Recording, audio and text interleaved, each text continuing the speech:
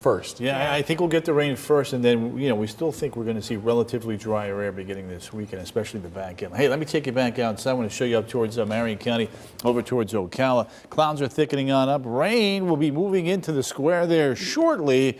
There's the drier air Stu was talking about. Houston, back towards downtown New Orleans after yesterday's big burst of energy came on through.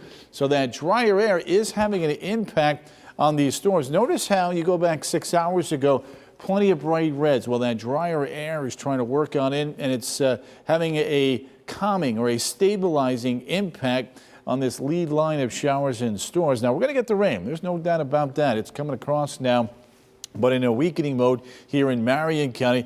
Some more intense thunderstorms, but watch what happens. You see these storms driving south and weakening. That really tells us what's going on with the entire line. Now, yes, there's still a few, one or two isolated rotating thunderstorms there still offshore, but the overall trend with that drier air working in upstairs is having a calming influence, especially on the northern portion of this line. We'll continue to watch it, but not too worried about any active weather tonight other than the pitter-patter of rain. Speaking of which, it's coming down right now in Denellen, almost at the doorstep there of Ocala. Some spotty light showers now falling apart through the metro areas here in Seminole County. Some heavier downpours now right along the beach line and I-95. Elsewhere, things are nice and quiet. Hey, wanted to talk about the river levels here real quick. Astor remains in moderate flood stage.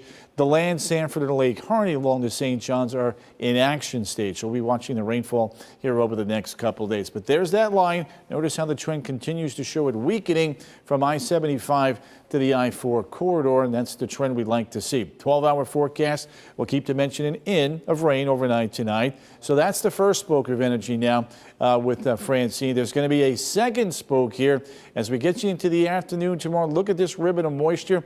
We begin to heat things up, and then we push this over the peninsula. So good coverage now of afternoon showers and storms tomorrow. Before the storms get going, temperatures will be in the upper 80s to the lower 90s across a good chunk of central Florida. Daytona Beach, you're in the high 80s to near the 90-degree mark before the showers and storms get moving on in. And then as we head into the weekend, Francine weakens, but an area of low pressure is going to try to come together now off the Carolina coast. That may stir up the waves along the eastern side of the Florida Peninsula through South and North Carolina and Georgia. Again, moving away, but something we'll have to watch. This weekend, if you're heading up to Gainesville, the Gators are taking on the Aggies.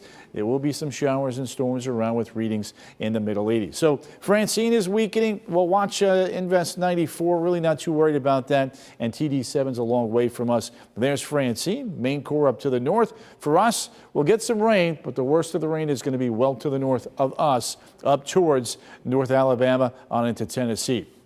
There's 94L, weakening on approach to San Juan and then curving up to the north of there if it can even make it there. And then the other one we want to watch here, this is Tropical Depression 7.